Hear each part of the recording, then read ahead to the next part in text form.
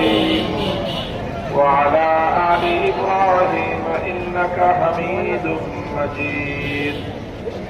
اللهم بارك على محمد وعلى آل محمد كما باركت على إبراهيم وعلى آل إبراهيم إنك حميد مجيد উলামা পরিষদ মাধবদীর উদ্যোগে আয়োজিত আজিমুস শান ইসলামী মহাসম্মেলনে উপস্থিত সম্মানিত সভাপতি সদরে ইজলাস দিগার হযরত উলামায়ে কেরাম বয়োজ্যেষ্ঠ মুরব্বী সাহেবান সমবেত ইসলাম প্রিয় কোরআন প্রেমী নবী প্রেমী তাওহীদি মুসলমান ভাই ও বন্ধুগণ পর্দার অন্তরালে ও বাসা বাড়িতে অবস্থানরত আমার সম্মানিত মা ও বোনেরা, দীর্ঘ সময় পর্যন্ত আপনারা দেশ বিদেশের বরেণ্য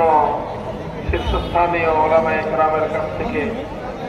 অনেক মূল্যবান আলোচনা শুনেছেন। মাহফিলের সর্বশেষ পর্যায়ে আপনাদের সম্মুখে আরো কিছু কথা বলবার জন্য আমার নাম ঘোষণা করা হয়েছে।